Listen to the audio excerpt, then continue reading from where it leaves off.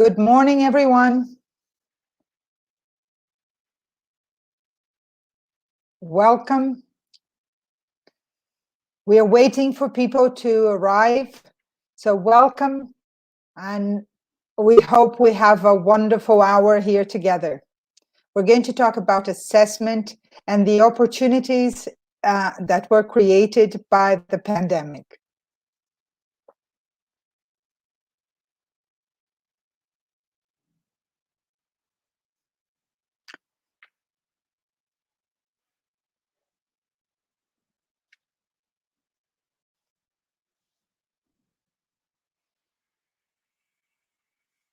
Good morning, everyone.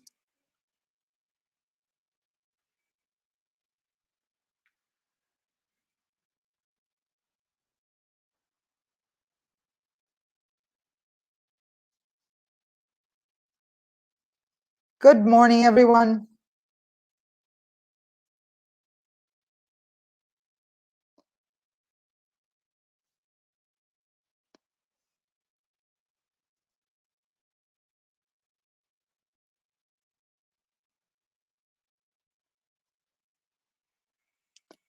Welcome. Welcome to another session of SBS Mais Educação. It's a pleasure to have you all here. Let's just wait one more minute for people to come from other rooms and join us here. My name is Lueli Ceruti, and we're going to talk about assessment and the opportunities created by the pandemic. It's wonderful to see so many people from different parts of Brazil. I can see that we have people from Minas Gerais, from Curitiba. Let me see here on the chat. Let me see here. Let me see. Where are you from? Tell me where you're from, people.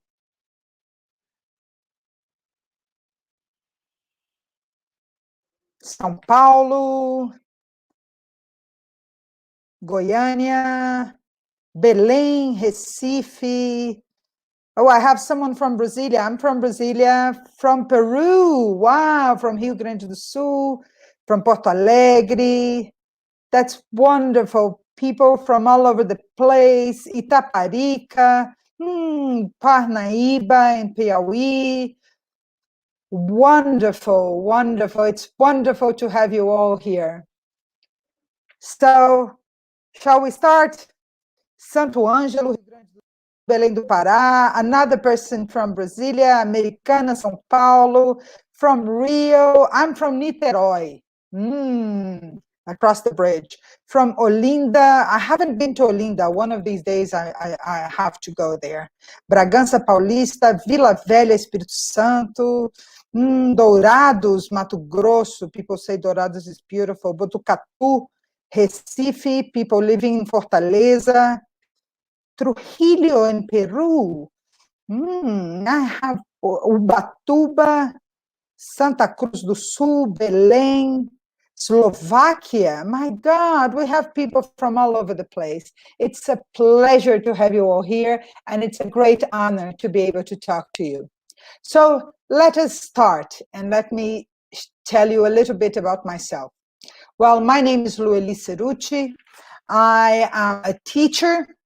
I've been a teacher for 27 years, and I started my life as a student of psychology, and then I ended up being someone who had, as an English teacher who had studied psychology, and that's how the story started. But anyway, I am from Casa Thomas Jefferson. Casa Thomas Jefferson is in Brasília, the capital of Brazil. We have been in Brasília for almost 60 years, and we've had 500,000 students going through our classrooms over almost 60 years of English language teaching. We are a binational center recognized by the American Embassy for our excellence in ELT. We are an American space. And we also work with projects helping the community. We are an open space for whoever wants to visit us. So whenever you're in Brasilia, please, you're very welcome to visit any one of our units in Brasilia. We operate in Brasilia. We have 6 schools in Brasilia. We are also in Uberlândia, in Minas Gerais, and we have an operation in Goiânia. And we have over 200 teachers working with us. I am personally, besides being a teacher, I am also the manager of Thomas Bilíngue for Schools. Thomas Bilíngue for Schools is a program that offers a bilingual solution for schools. It's from a school to other schools, de escola para escola. We are new.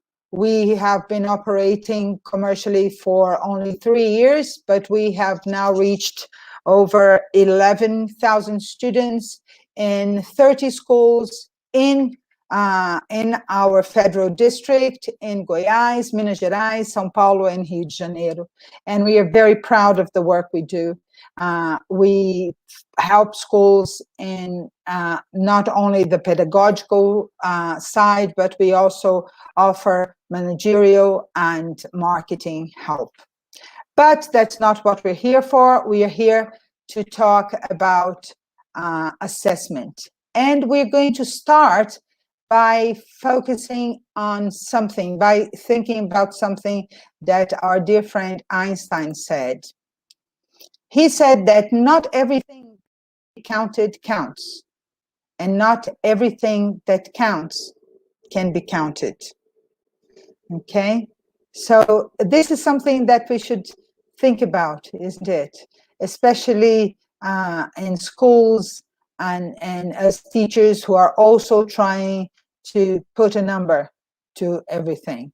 So let's reflect on it for a while. And from that, let's move on to assessment. And when you start talking about assessment, the first verb that comes to our mind is measure, isn't it? We always want to measure. And it's very funny because when I started talking to our staff about assessment, and especially our admin staff, and even to the staff in schools, the first thing they say is, we want to measure how well the students have learned and how the students are advancing in their learning of English. But assessment can be so much more than measurement, isn't it? Assessment should be able to guide us in this process, and also in adjusting the pathway, but also informing us on what we can do to make learning more effective, right? And so this is what we're going to be visiting here. Okay. So first of all, let's look at the origin of the word to assess. It comes from the Latin assisi, which means to assist, to sit beside. Isn't that interesting? And suddenly, this is not how we look at it, isn't it? It's so if we look at it from the teacher's point of view, this is what assessment is there for: to assist you, to sit beside you and help you in your job. And if you look at it from the student's point of view, that's what it's there for: to assist the student and to sit beside the student in his or her learning process, right? But then, what is the reality? What is it that we have to live with? What is it that we face in our day-to-day reality? We have summative assessments. It's usually at the end, in the form of a test. And this is the common reality. This is what we have, right? If you could show me in the chat, how many of you use summative assessments at the end of the learning process, at the end of the unit, or at the end of the bimester, or at the end of the semester? Okay, can you give me a show on the chat? Is this a reality for you?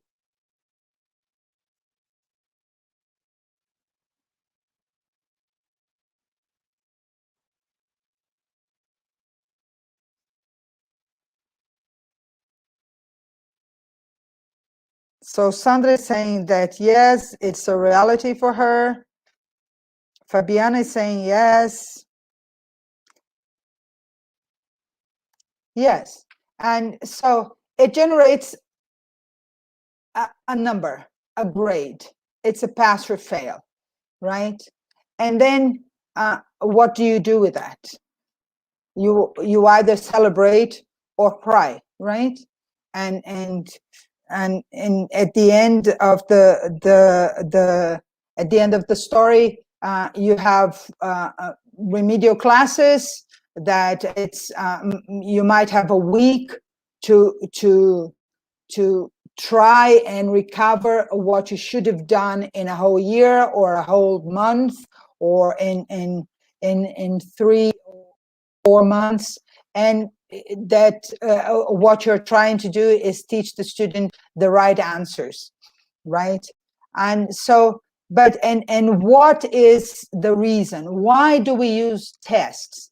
It's because we have to prepare students for life, and life is about tests, about standardized tests for external assessments, such as ENEM or the vestibular or whatever. And my question is here is, are they the only way to prepare students for these external tests? And are they the most effective way to prepare students for these exams? And are they the only way to generate the grades? So here are the three key questions for us to think about.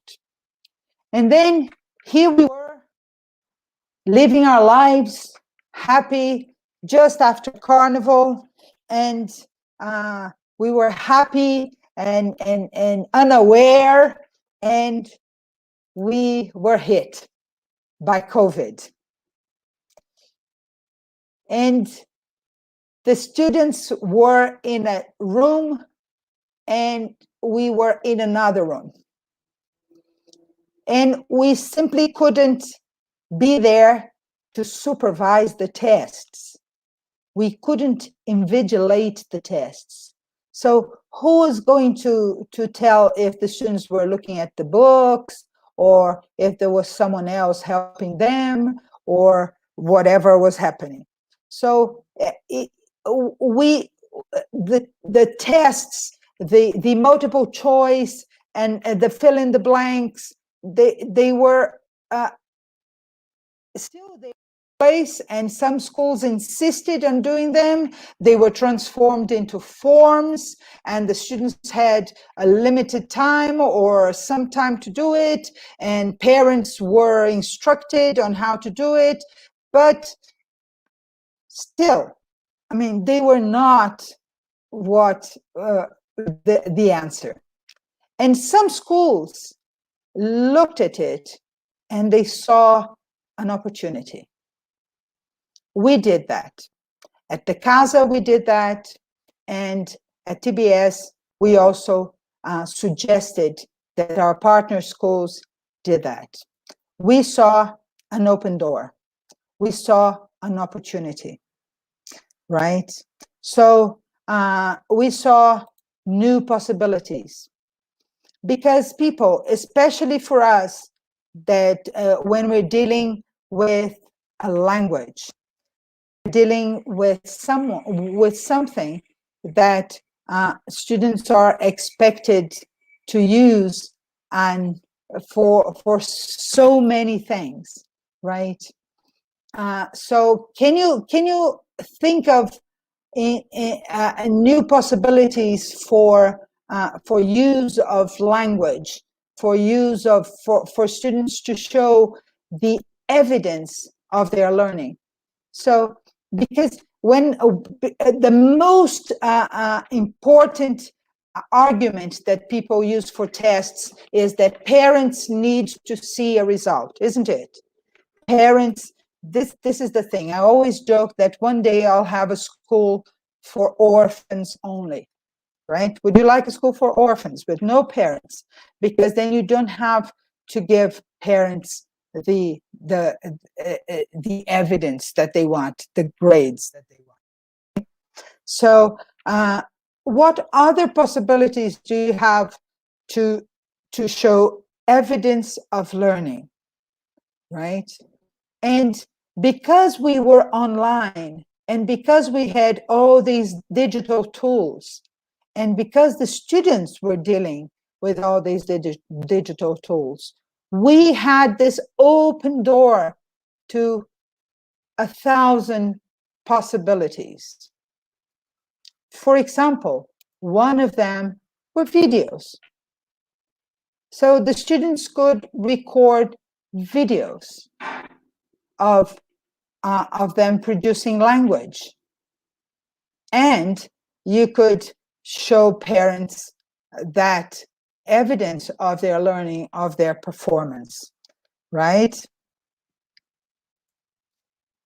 Podcasts of any subject of their interest.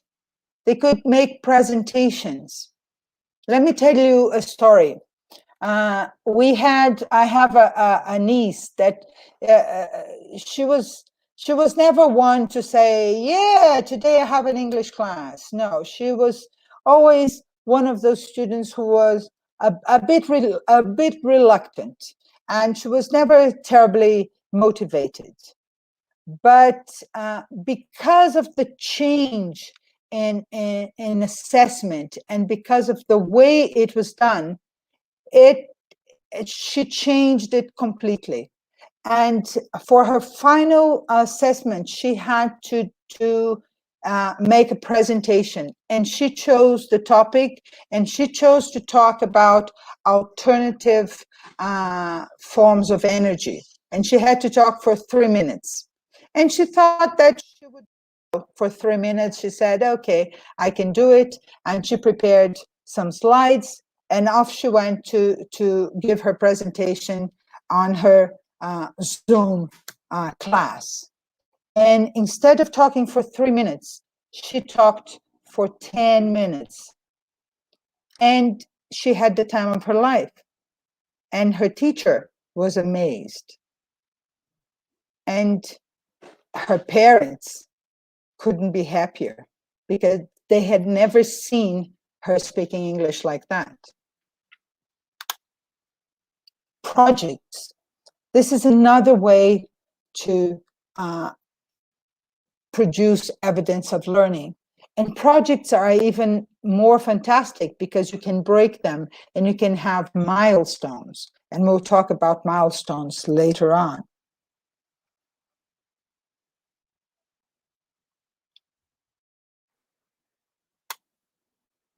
Posters. And with the posters, you can combine a presentation of the poster. And that's a lovely evidence of learning. And students get involved in producing that. Writing pieces. And you can have it as a process, so that your student can present something for you, and you can give them feedback and invite corrections, and they can work on it again, so that they can improve on the writing that they produce. So it's it's a process instead of one element that they will learn nothing from. Writing songs or parodies of songs that they will have fun with. And of course, portfolios are a collection of the best work produced throughout that period of time. And these are all fantastic pieces of evidence of students learning. And they are much more real than a piece of paper with multiple choice or answer the questions or reading comprehension. And they develop other skills. They develop critical thinking. And they also help develop creativity. They also help develop collaboration. They also help develop communication. And all these elements together will make your student much more effective for responding to those standardized tests that they will have to face later on, because they are not being prepared with the correct answer, but they know how to ask the right questions and how to analyze the questions and how to create and how to invent.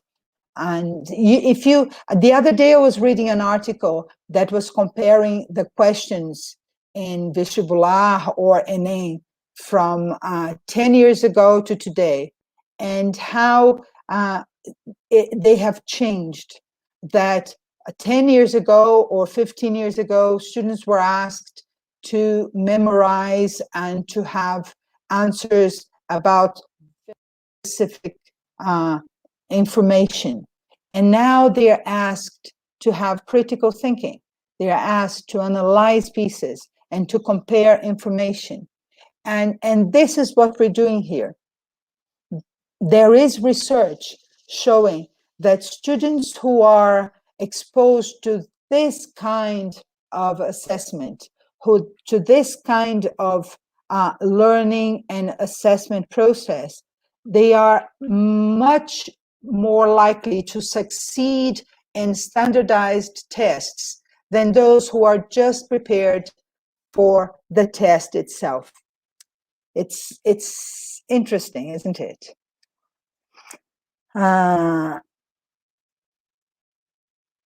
Yes, my friends, some parents are like strangers to their children's education, but it is our job as educators to educate parents as well. It is part of it. It is an arduous job, but it is our job. And then you're going to ask me, but it is a process. It is not something that it's going to happen now or tomorrow.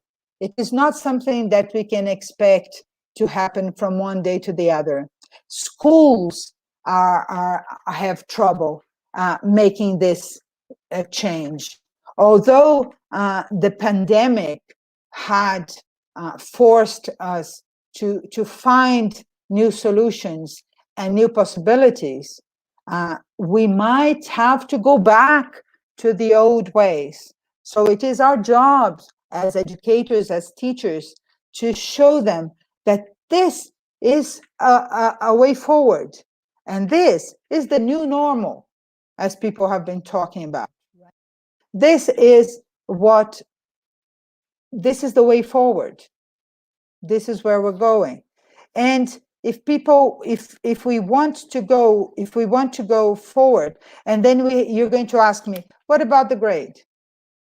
Parents want grades, the school wants grade, the whole educational system wants grades. Well, you can have grades here. If this is the transition that is required, we can have grades.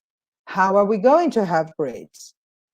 Well, it's very important that we go back to the basics of assessment, that we go back to validity and reliability, very basic principles in assessment, right? And we use something that is, it's not very simple, but it's very objective, something rubrics. Are you familiar with rubrics? Rubrics are very objective. First of all, because it helps students understand your expectations. So when you give the students the rubrics before you start and you say, this is how I'm going to assess your work. So you're going to produce the video. This is what I expect in your video. So the sound is going to be this, the language that you're going to use is this, and you're going to use this and this element, and 3 people are going to participate. So you give them the criteria that you're going to use. So you set the rules of the game early in the game so that everybody knows what is expected of everybody, right? So you help them understand, and it makes life easy for everybody. It makes your scoring easier and faster, because when you have your rubrics made clear, it's very easy to decide if it's a 5 or a 7. You see, because what's the difference when you look at a composition? What's the difference between a 7 and a 9? What's the difference between an 8 and a 9? So using rubrics, that difference is very clear. And it's clear for everybody because it makes the rubric, the scoring more accurate, unbiased, and consistent, right? And it helps improve feedback to students, because someone says that feedback gets code very fast. So the faster you give feedback, the better it is, because then students can act upon it. If you have the rubrics, you can give feedback very fast, and they can act upon it very fast, right? So you improve the feedback to your students, the students can respond to it, and they can improve their own work, right? And also, it creates the much desired number, people. It creates the grade. I'm sharing here with you a wonderful website. It's called The Grade Network. So if you want to use this QR code with your cell phone, so that you can record this website. I wrote the website underneath it so that you can take note of it. The Grade Network, they give you great tips on how to use rubrics, and you can use rubrics for everything, people. You can use rubrics for a project, you can use rubrics for a video, you can use rubrics for a poster, and you can, and it's fast and it's effective and it's unbiased. You see, it's clear, and you set the rules of the game very early on the game, so it's clear. Okay.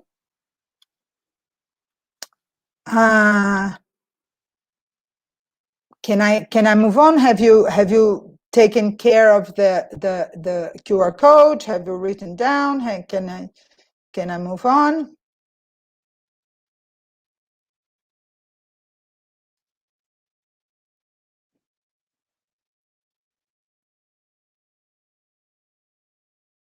This is very useful, people. So take note of it and use it. This is, rubrics are always, and once you have them, you can just make a few adaptations or use the same one for all the videos, or make just a few adaptations. For example, if you want them to use specific language, or if you want them to use specific different kinds of web tools.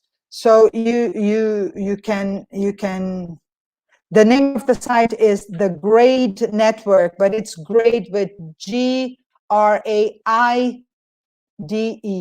The Grade. Can you read it? It's written down on underneath the QR code. The Grade Network. Okay. Grade with GRAIDE. There is an I. Grade, GRAID. The Grade Network. Okay. GRAID. Okay.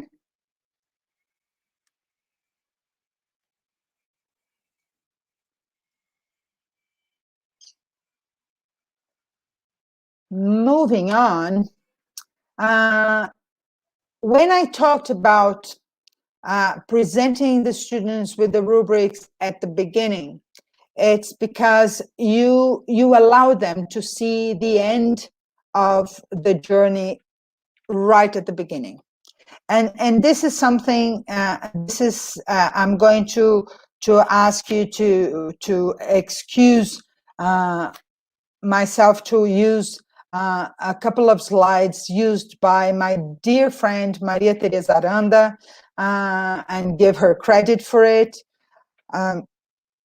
to talk about the journey. When you're assessing, it's very important that you establish very clear goals and that you share the goals with the students. And the rubrics, for example, is one of the ways in which you can share the goals with your students. So this is what I expect of you, and this is where we're going, right? Because when you're traveling, you choose where you're going and how you're going, and whether you're stopping, and the clothes you're going to take with you, and how much luggage, and the kind of clothes you're wearing, and how much money you take. So these are things that you have to make decisions on, and this is the kind of thing that we have to think about when we are assessing, and when we embark on a learning journey, right? So we decide where we're going and what are the goals, and this is the feed up, right? So I know where I'm going, and I know what I want to do, where I want to get, and this helps me make all the decisions to get there, right? And then I have to get constant feedback on how I'm going and how I'm doing on this journey, right? And this is feedback. And I have to see, for example, when you're traveling, you have to know, is this hotel good? Should I change? Am I late? Should I move faster? Should I go back because I didn't have time to see that museum? So these are elements that we have to adjust, right? And also, what are my next steps? What should I do to keep moving? So I have to keep forward. So these are elements that I have to keep wondering. These are elements that I would like you to consider when in this idea that of this door that was open, because another element that is very important and that was allowed to us during the pandemic was the concept of formative assessment, which is assessment for learning. We're not saying that we're going to completely abandon the idea of summative assessment. Summative assessment is very welcome if it is part of a whole. But when it is the only thing that we use, it is very sad, because if it's only done at the end of the process, you can only either cry or celebrate, and that's the only thing you can do. Formative assessment, on the other hand, has three very basic characteristics. First of all, it is inclusive, okay? It is inclusive because it does not exclude or discard anyone, but it differentiates and it individualizes. It invites self-assessment, and it's success-oriented. And it's not because it's success-oriented that it is easy. No, because it invites students and teachers to question, to adjust, to improve, using different instruments, which can be and will probably be closer to their own reality, to their own interest, and therefore will be much more motivating and be much more engaged in this whole process, in their own learning. And what else would you like to have, right? And another element is that it is diagnostic. It informs students and teachers about the learning goals before the journey and during the process. It allows us to locate deficiencies and to seek reformulations and to ensure that we are on the right path, and maybe change the path if necessary and make adjustments. When I say that it's success-oriented, it is important that we understand that we are business of educating. We are not in the business of failing or passing students. And this is something that is very important that we internalize and that we communicate to schools and parents. And we are in the middle of the process as teachers. Okay. Formative assessment is also very dynamic because it's very much like learning. It is constantly changing and it's never ending. It is cyclical and it's multi-directional. What we knew 10 minutes ago, it has already changed. We are always building, we are always constructing new knowledge, we are always acquiring new abilities, all right? And it goes into many directions. In the classroom, it will go from the teacher to the student, from the student to the teacher, but also it will travel from students to student. Students will learn from each other and will assess each other and will collaborate. Just a second, because I'm having an issue here with my computer. I have no idea why. I think I have sorted it out. Okay, now we're okay. Scare moment, but we are okay. We have survived. Okay.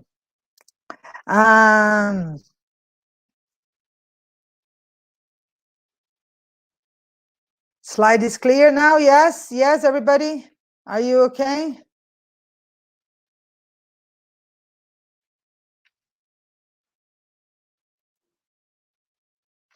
People. It is very important. I think this is. I'm going to have. I'm going to stop sharing in a moment, and we're going to allow questions and a little bit of discussion in a moment. but it's something that I don't think I can stress enough. But is that assessment is intimately and forever connected to learning goals, to very clear learning goals, and that they are pre-established, and that when we do that, we also establish the standards of what's going to be achieved. And we have the classic that by the end of the period of the semester of the units, students will be able to perform something. And this has to be very, and it has to be observable, and it has to be clear to everyone, okay? And the problem is that assessment and even the learning sometimes has been taken from the student and taken care of by the institutions and the teachers and the system itself. We have to give it back to the learner, because they are at the center of this process. They are the ones expected to do the learning. And the same goes to assessment. Students must be able to articulate what and how they are being assessed on, and the value of the skills and competencies they are paying, and of the assessment itself. The moment we give it back to them and we involve them in this process, they embrace it with such passion and with such responsibility that they are bound to succeed. And it's wonderful to see learning taking place in that scenario. And at this moment, we have only 10 minutes left. I'm going to thank you for being here, and I'm going to open for questions and comments so that we can, I can hear from you, and we can have some communication. I'm going to stop sharing my screen so that I can see you. Let me see here.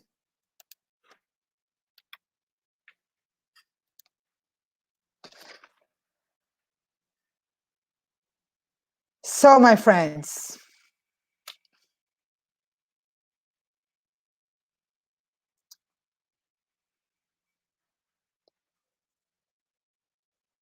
I am here now listening to you. And is there anything I can answer, I can help you with? I'm here open to you.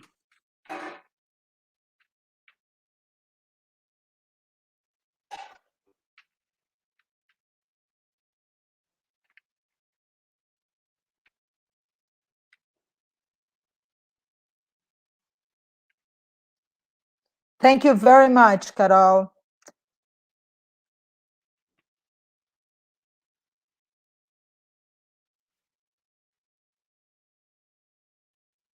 Thank you, Tatiana. It was a pleasure to have you here.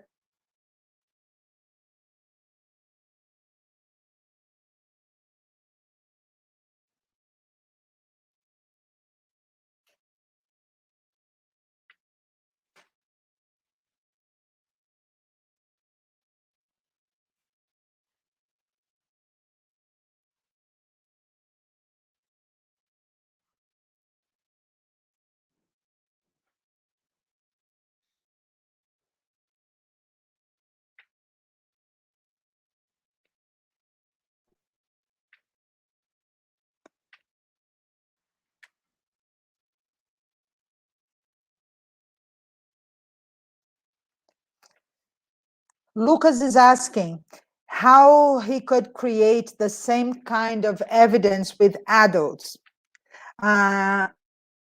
Lucas, adults come to us with a number of preconceptions about learning. So first of all, it is important that we make the learning and assessment process even clearer to them.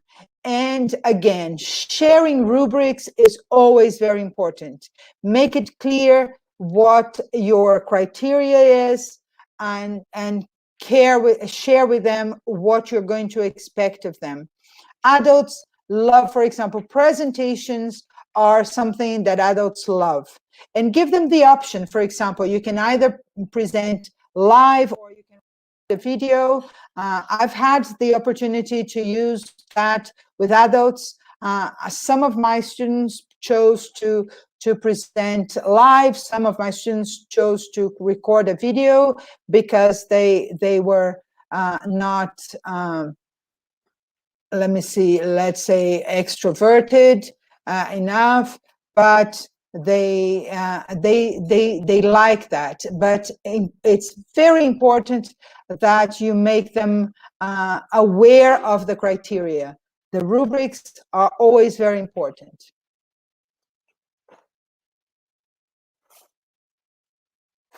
Students tend to be shy and willing not to participate in projects that they are exposed and have to present.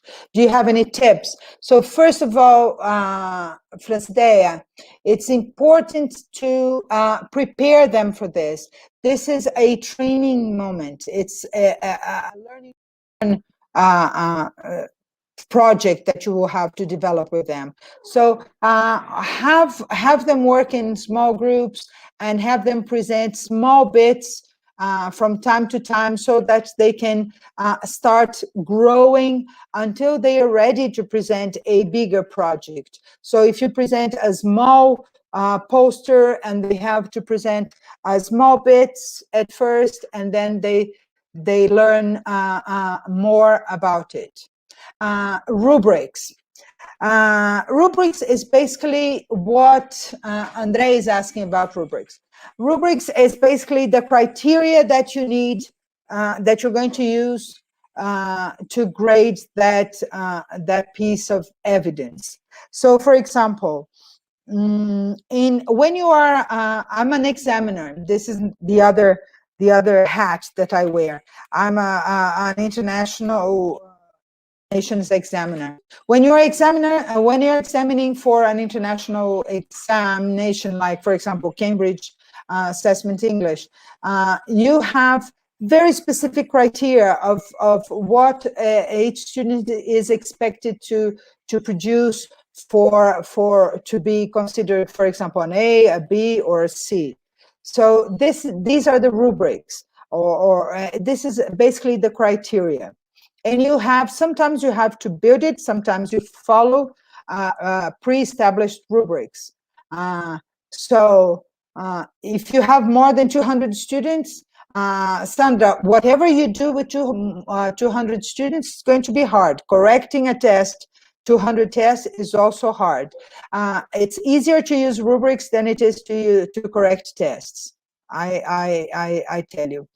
But rubrics will be like, for example, you have statements that will describe a certain grade. So, for example, the student uses the vocabulary presented in the unit, and that will give them a lot, or partially, or doesn't use, and that will give them 2, 1, or 0 points. Okay, and because you have the criteria very well established and pre-established, it is much easier to use rubrics than it is to correct a test. It is, I can tell you that. Okay. Any other questions, my friends? If you go to that chat, let me write it here. I'm going to write on the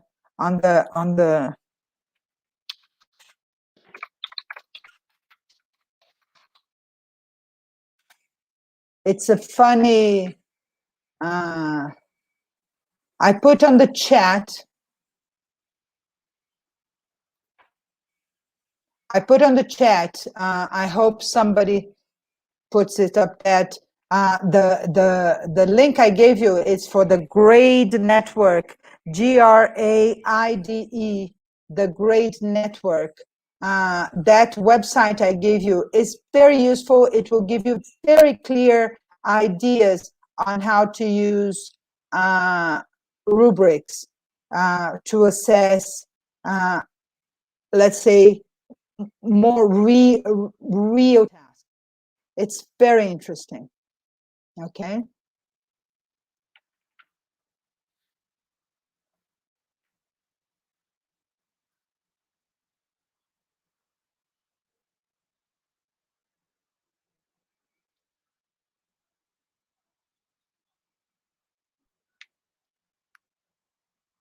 Maíra, you've been trying rubrics?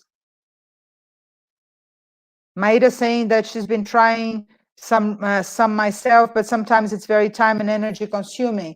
Are you talking about rubrics?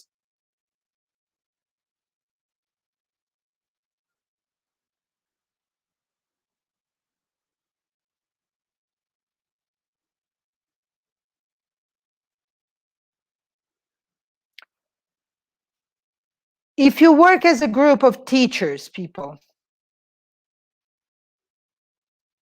if you work of teachers and you produce a set of rubrics for example, for compositions and for video assignments or for a presentation, and these are there ready for you, it's not time consuming, and it's there and it's ready, and you go and you pick it and you go and use it. It's going to be much faster and much easier than correcting 200 tests, I can guarantee you.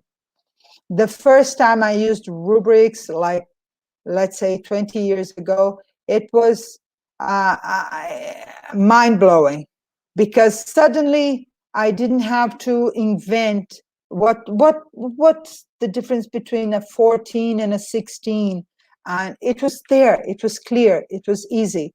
And then my grade and the teacher next door, we had the same consistency. You see, it was nice and easy, and they wouldn't say, Lueli is nicer than Joãozinho. Okay, so it was much it's much nicer to use something that is consistent and unbiased and clear. So this is the way forward for you if you want to convince, for example, your school and parents that something other than tests is possible. Okay.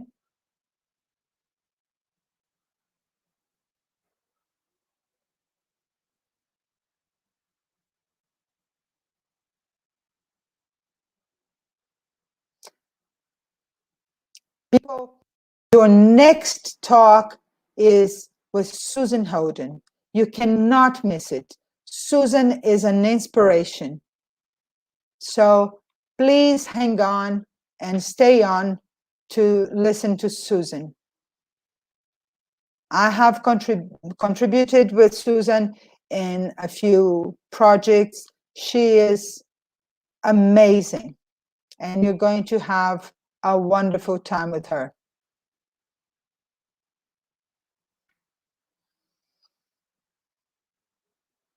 I would like to thank you for being here with me. It was a pleasure. Okay?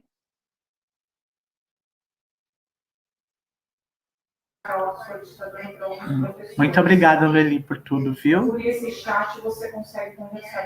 Thank you. Muito obrigado.